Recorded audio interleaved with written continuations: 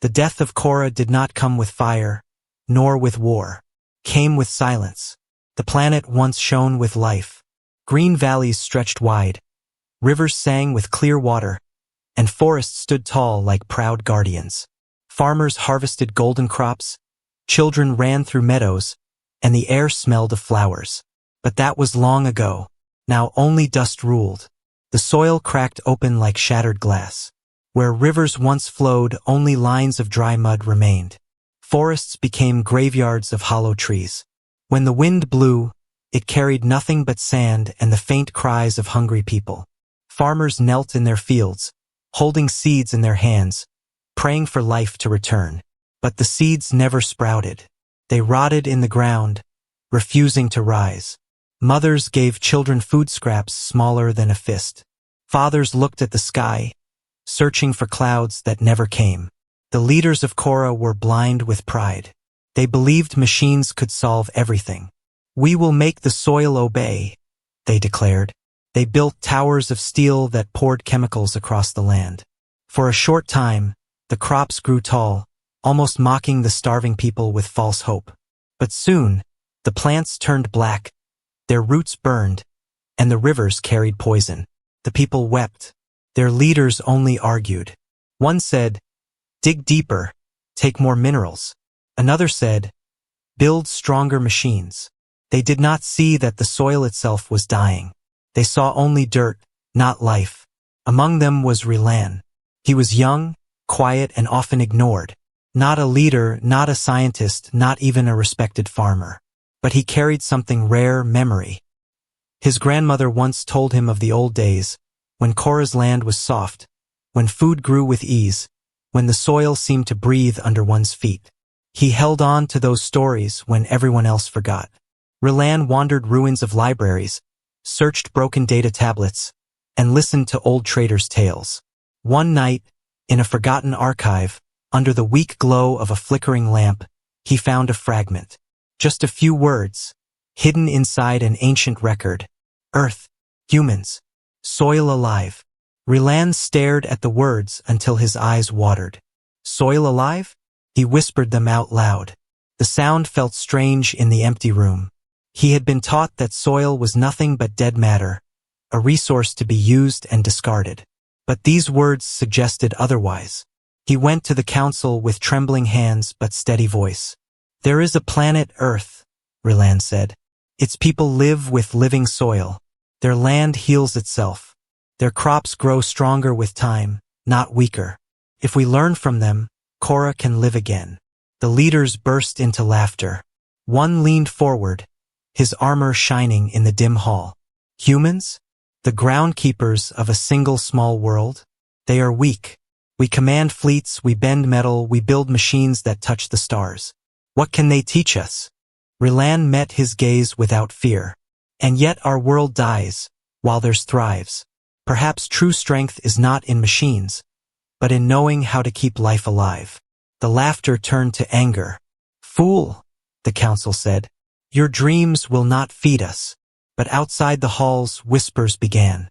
Starving families repeated the words, "Earth, soil, alive, hope." Relan knew the council would never listen.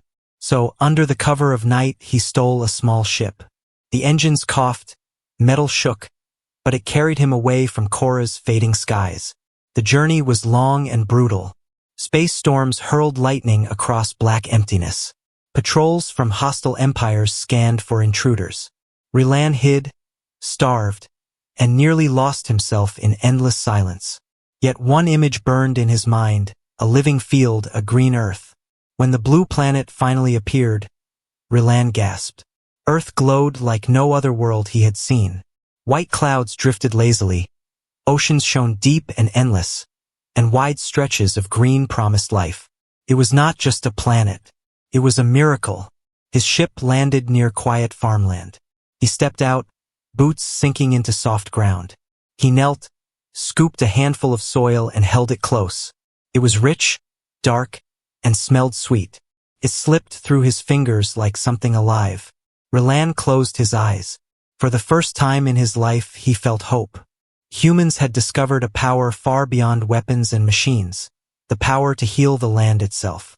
But a question grew heavy in his heart. Would they share this secret, or keep it as their greatest weapon?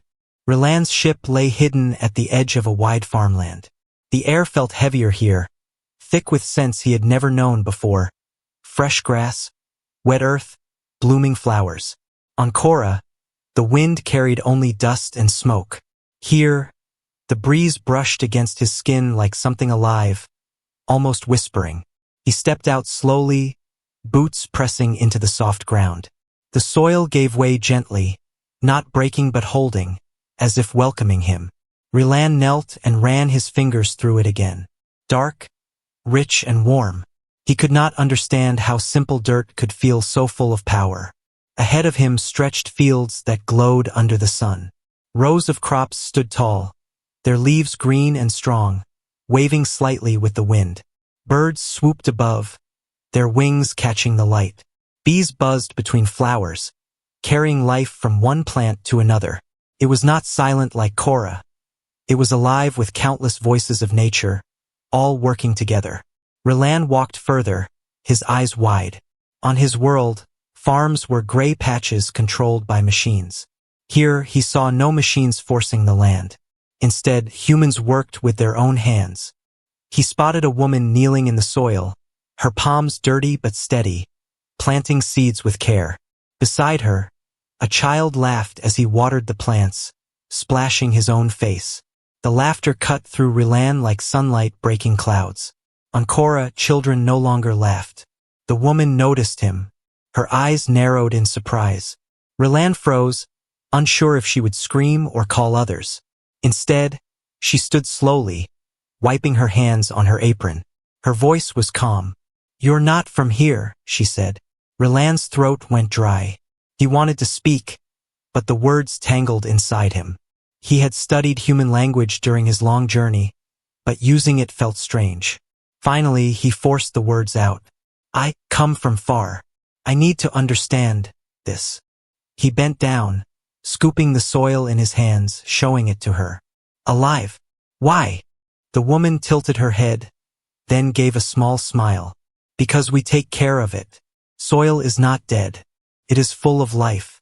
Worms, roots, tiny creatures you cannot see. They breathe, they work, they make the land strong. If you feed the soil, it feeds you back." Relan blinked.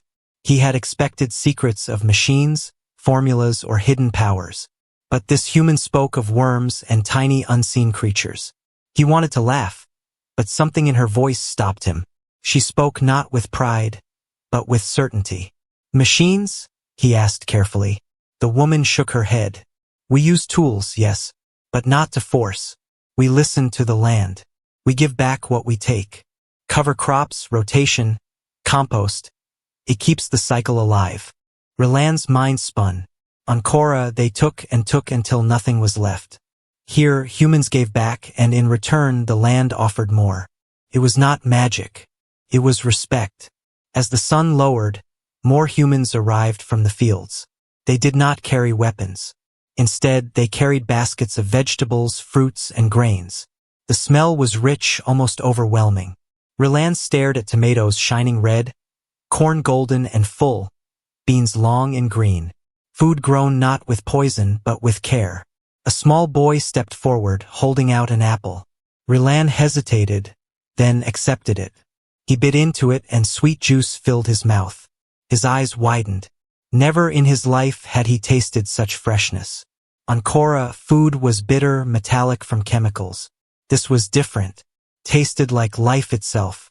The humans gathered around him, curious but not afraid. They asked questions, but their voices were soft. Relan answered little, still lost in wonder. That night, he sat near their fire. He watched as they cooked meals from the land around them, sharing laughter, stories, and warmth. The flames danced, casting golden light on faces filled with peace. Relan felt a tightness in his chest. On Korra, fires burned only to destroy. Here, fire was comfort. The old woman farmer leaned toward him. Her voice was low, but carried weight. "Your world is sick, isn't it?" Relan's heart stopped. He had told them nothing, but she seemed to know. He lowered his eyes. "Yes, The soil, dead. The rivers, gone. Our children starve. She nodded slowly, not in shock but in understanding. Then learn. Watch. Stay. But remember, this is not a trick, not a weapon. It is a way of living. If you take without giving, the soil will leave you again. Rilan looked at her, and in her eyes he saw not just kindness but warning. He realized then that humans guarded a power far greater than he had imagined. Not a secret formula, not advanced technology, but a way of survival that could outlast empires. As the fire crackled, Rilan made a silent vow. He would carry this knowledge back to Korra, even if his leaders mocked him, even if they tried to stop him. Because now he understood, the soil was not dead. It was waiting, and if humans could awaken it, maybe his people could too. Rilan had seen many powerful beings in his life. Commanders in shining armor, scientists with endless machines, politicians who spoke with thunder in their voices. But the most powerful human he met looked nothing like them. The farmer was old. His back was bent, his hands scarred, his clothes simple. Yet when he stood in his fields, it felt as though the earth itself listened to him. He did not command with weapons, nor shout with authority. He simply moved with calm, steady purpose, as if every step was part of a rhythm older than time. Rilan followed him one morning, watching carefully. The sun was still low, painting the sky with gold. The farmer carried no machine, only a wooden stick and a basket of seeds. Birds circled above, waiting for their own share. "What are you doing?" Rilan asked, curiosity sharper than caution. The farmer looked at him with quiet eyes. "Feeding the soil," he said. Rilan frowned. "Feeding? You mean feeding yourself?" The farmer smiled gently, kneeling down. He dug a small hole in the earth with his hands and dropped seeds inside. "No," he said. "First I feed the soil. Then the soil feeds me." Rilan stared, confused. He had been taught soil was nothing, just dust that carried crops if forced hard enough. But here was a man treating it as if it were alive, as if it deserved respect. The farmer pressed the earth back over the seeds. "This is not only for food," he explained. "This is for balance. Cover crops protect the soil. Rotating fields keeps it strong. Compost feeds the creatures living inside the ground. Without them, the land dies." Rilan crouched beside him. "Creatures? Inside the ground?" The farmer picked up a handful of soil and crumbled it between his fingers. Tiny specks moved within it, worms, insects, and smaller things Rilan's eyes could barely see. "They work day and night," the farmer said. "Breaking, mixing, building. They are my partners. Without them, there is no life here." Rilan leaned closer, studying the soil. On Korra, dirt was dead, gray, and hollow. Here it was alive, crawling with unseen energy. His chest tightened. For so long, his people had looked down on dirt, yet here it was the foundation of survival. The farmer stood and walked toward a small stream. He pointed to the water, clear and sparkling as it ran between the fields. "The soil holds the water. The water feeds the plants. The plants feed the animals. And the animals return to the soil. It is a circle. Break the circle, and the world begins to starve." Rilan followed, listening carefully. His mind fought to understand. His people had broken the circle long ago. They had taken, forced, and poisoned, never giving back. No wonder Korra was dying. Later that day, Rilan joined the farmer for a simple meal. Bread made from wheat, vegetables pulled from the ground only hours before, fruit that dripped with sweetness. Rilan ate slowly, every bite filling him with warmth. On Korra, food was thin, tasteless, lifeless. Here, every mouthful carried the energy of living soil. "Why do you live this way?" Rilan asked finally. "You humans have machines, cities, weapons.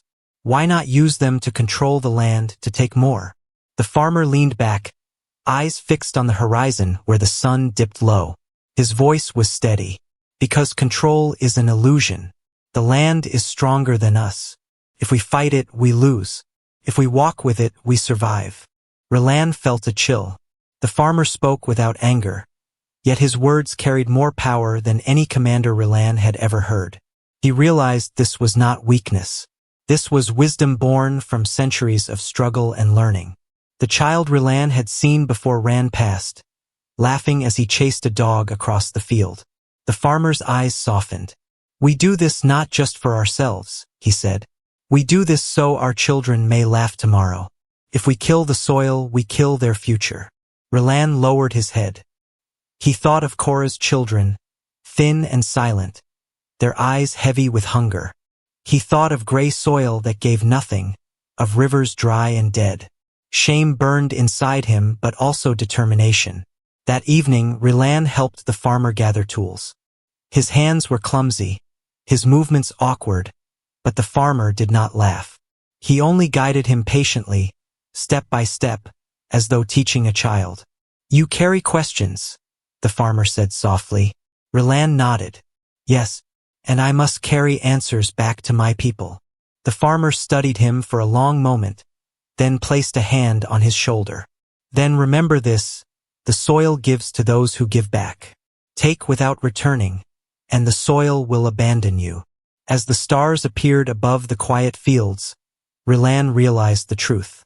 The most powerful teacher he had ever met was not a warlord or a scientist, but a humble farmer with soil under his nails and wisdom in his eyes. And in that moment, Rilan understood why humanity's secret was not in their weapons or ships. Their true strength lived in the ground beneath their feet.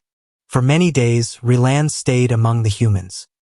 He rose with the farmers at dawn, walked through their fields, and listened to their quiet wisdom. Every step, every sight, pulled him deeper into a truth he had never imagined. On Kora, the soil was gray, dry, and silent. Here, the soil was alive. When Rilan pressed his hand to the ground, he felt warmth. When he dug with the farmers, he found worms twisting gently, breaking the soil into soft layers. Tiny insects crawled like silent workers, and roots spread wide like veins under the earth. It was a hidden city, invisible to the eye but busy with life. One evening, the old farmer placed a small glass box in Rilan's hands. Inside, under the soil, thousands of tiny shapes moved, creatures too small to name. Some broke down pieces of plants, some carried minerals, some fed on water and air. The farmer's voice was calm but firm. "This is the secret. Life builds more life. Every small creature matters. They work together unseen, making the land strong. We call it regeneration." Rilan repeated the word slowly. "Regeneration." The farmer nodded. "It means the power to return, to heal, to grow again. The soil is not just dirt. It remembers. It recovers. If we give it time, if we give it care, it gives us everything." Rilan sat in silence. His people had never believed in giving time or care. They had rushed, forced, drained the land like thieves. He thought of Kora's cracked earth and poisoned rivers. Could they ever heal? Could soil that had been broken for generations truly come back to life? The next day, Rilan saw something that changed him forever. The farmer led him to a field that once was barren. "This land was sick," the farmer explained. "We did not abandon it. We planted cover crops, plants only to protect, not to eat. Their roots held the soil. Their leaves covered it from burning sun. Slowly, the land grew strong again. Rilan touched the plants, their leaves cool and green. Beneath them, the soil was dark and rich. It was hard to believe this place had once been dead. The farmer smiled. Regeneration is slow, but slow is not weak. Slow is steady, and steady is forever. That night, Rilan could not sleep. He lay under the stars, thinking of his world. He imagined fields on Kora once again full of life, children laughing, rivers flowing. The thought filled him with both hope and fear. Hope because maybe this knowledge could save his people. Fear because he knew his leaders would laugh at him, call him a fool again. They wanted fast answers, quick harvests, easy victories. Would they ever accept something so simple, so patient? The fire crackled beside him. The old farmer sat quietly, staring at the flames. Without looking at Rilan, he spoke. Your people will resist this truth. They will want shortcuts. They will want to take without giving. But remember, regeneration is not a tool. It is a way of living. If they refuse, their soil will never return. Rilan clenched his fists. But they are dying. If I show them this, if I prove it works, they must listen. The farmer's eyes reflected the firelight. Perhaps. But sometimes people see only what they wish to see. Sometimes, they must feel the edge of death before they accept life. The words cut deep. Rilan thought of Korra's leaders, men who measured strength in machines and power. Would they see the worth of worms, roots, and patience? Or would they reject it, letting their people starve? The farmer picked up a handful of soil and let it fall slowly back to the ground. This, he said, is stronger than any empire. Empires rise and fall. Soil lives forever, if you let it. Rilan stared at the ground. He had traveled across galaxies searching for power. Yet here it was, beneath his feet, in something as ordinary as dirt. Not a weapon, not a machine, but a cycle of life. Hidden, patient, eternal. The next morning, Rilan walked the fields alone. He touched the plants, listened to the buzz of bees, and felt the soil slip through his fingers. He understood now. The power humans carried was not loud or violent. It was quiet, steady, and unbreakable. He whispered to himself, "This is not weakness. This is strength. A strength that could bring his dying world back. A strength that could turn dust into food, silence into laughter, despair into hope."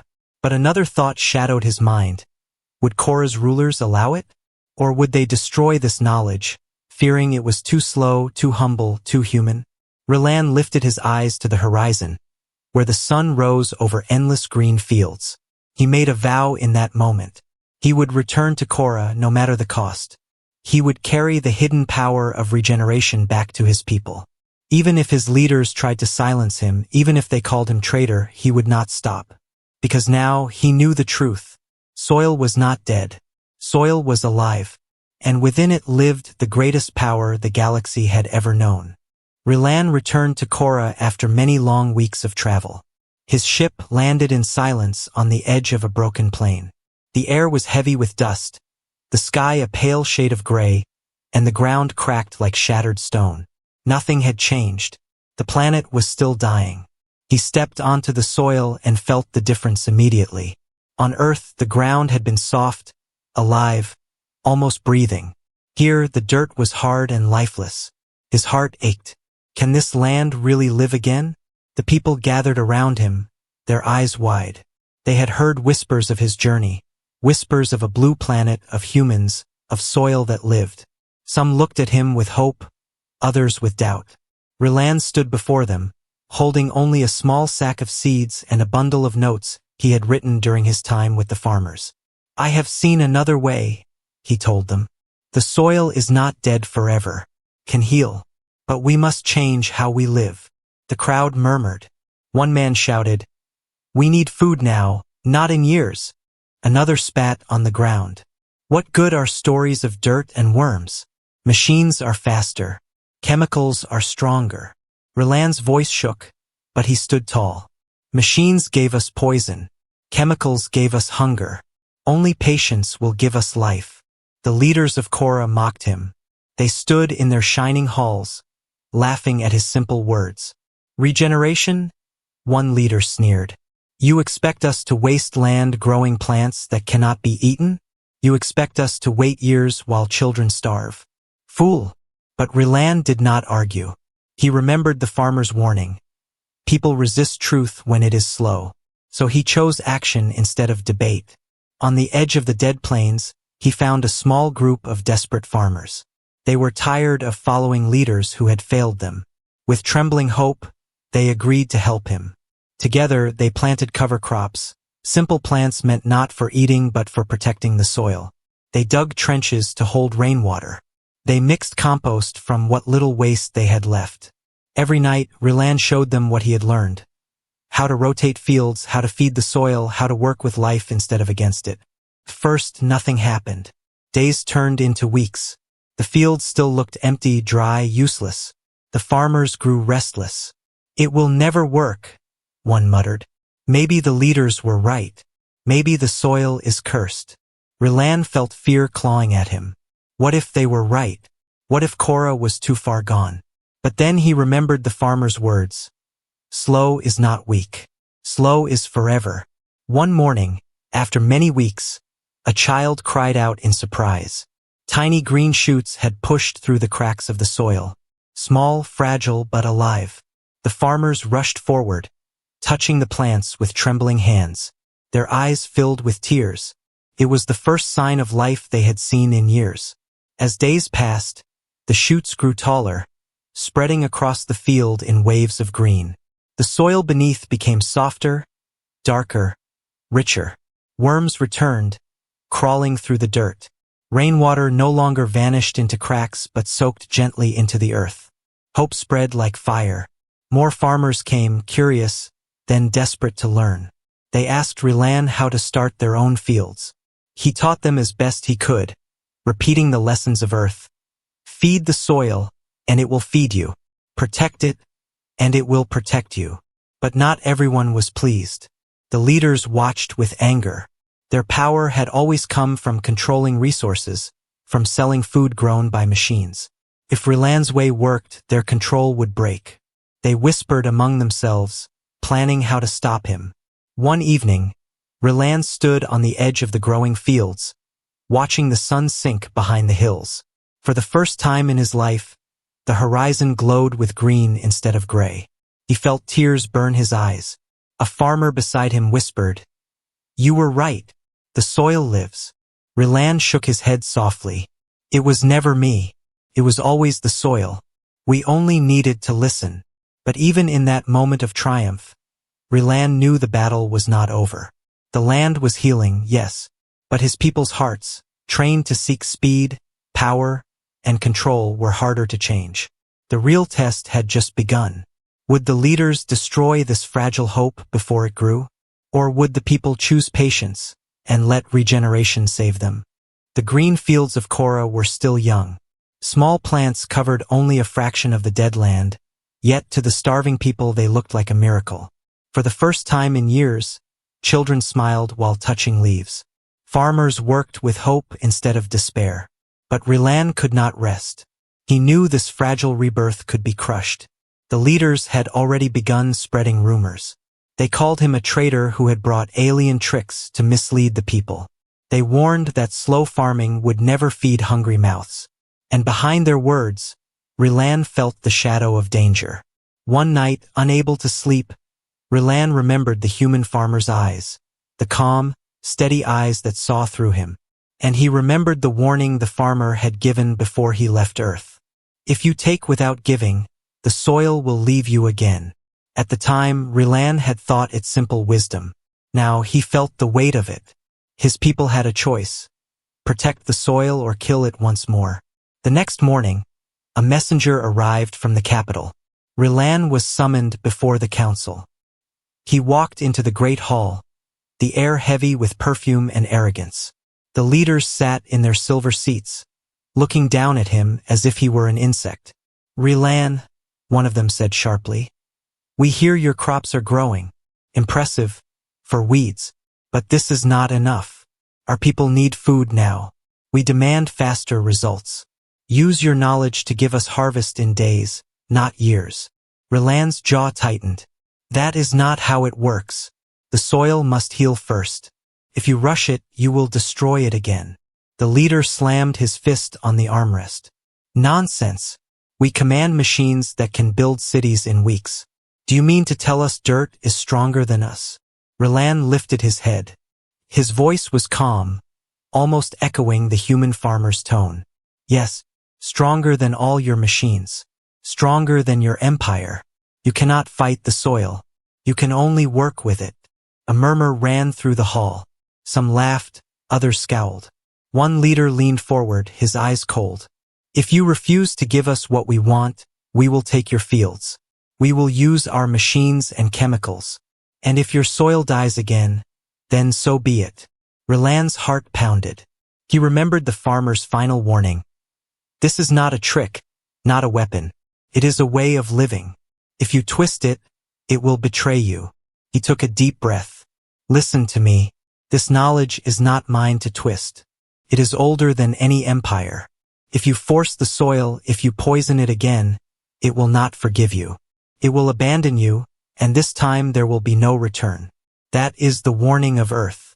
That is the warning of life itself. Silence fell. For a moment, even the arrogant leaders looked uneasy. But pride was stronger than fear. The head of the council sneered. Empty words from a dreamer. Leave us. We will decide what to do with your little fields. Relan bowed slightly but did not break. He turned and walked out, the echo of his steps heavy in the great hall. Outside, waiting farmers gathered around him. Their faces were pale with worry. What did they say? They asked. Relan looked at them, his voice firm. They will not help us. They will try to take what we build. But remember the warning, if we give back, the soil will give us life. If we give nothing, we will lose everything. The farmers exchanged glances. Fear flickered in their eyes, but also determination. Slowly, one by one, they nodded. That night, Relan stood on the edge of the green fields.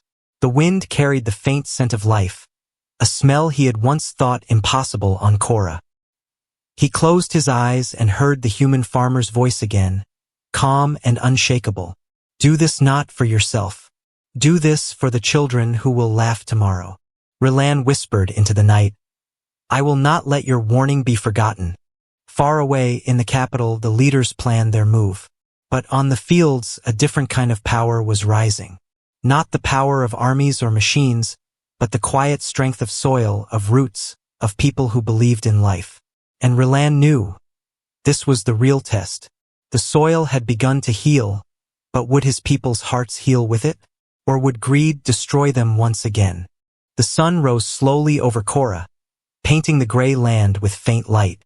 In the distance, a patch of green shimmered, small but real. To the starving people, it was a miracle. To the proud leaders, it was a threat. The council had made its decision. Soldiers marched toward Relan's fields, their machines growling like beasts of iron. They carried tanks of chemicals and blades of steel, ready to take control. The farmers stood in a line, blocking the path. Their hands were empty, their bodies weak, but their eyes burned with quiet fire. Relan stood among them, holding only a handful of soil. You cannot stop us, the commander barked. The council owns this land. Move aside, or you will be crushed. Relan raised the soil in his hand. His voice was calm, yet it carried far. This does not belong to the council. This belongs to life, to the children who will come after us. Kill us if you wish, but if you poison the soil again, you will kill yourselves too. The soldiers hesitated. They were hungry men, fathers and brothers of starving families. Behind Relan, they saw the green shoots, small but strong, rising from the earth. For a moment, their loyalty to the council fought against the hope in their hearts. The commander shouted again, but fewer soldiers moved forward.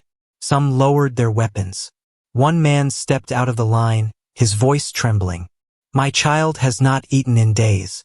If this soil can live, I will not destroy it. The silence broke. More soldiers stepped back, refusing to fight. The commander roared in anger, but his voice was drowned by the people's cries. Let the soil live! Let the soil live! The council's power began to crack. Without their soldiers, they were nothing but loud voices in empty halls. The people turned away from them and gathered around Relan and the farmers. Days passed and the green fields grew stronger. Cover crops spread across the plains. Worms returned in thousands. Rainwater soaked deep into the earth instead of vanishing into dust. Slowly, the dead land began to breathe again. Children laughed as they picked the first fresh vegetables. Mothers wept as they held real food in their hands. The people began to understand what Relan had tried to tell them. The soil was not dead. It was waiting to be healed. Relan stood in the fields one evening, watching the horizon glow green where once it had been gray. Farmers worked together, their voices rising in songs of hope. For the first time, Korra felt alive again. He remembered the old human farmer's words, "If you give back, the soil will give you life." Now he truly understood. It was not only about farming. It was about how a people chose to live with greed or with respect. A child ran to him, holding a basket of fresh grain. Her smile was wide, her eyes bright. "We grew this," she said proudly. Relan knelt and touched the grain, feeling its weight. It was more than food. It was proof. Proof that life could return, proof that the soil had forgiven. At night, the people gathered around a fire. Relan spoke to them, his voice steady but humble. "This is not my victory. This is the soil's victory. The leaders told us strength was in machines, in weapons, in speed. But real strength is here, beneath our feet. It is patience, balance, and care. Remember this. If we only take, the soil dies.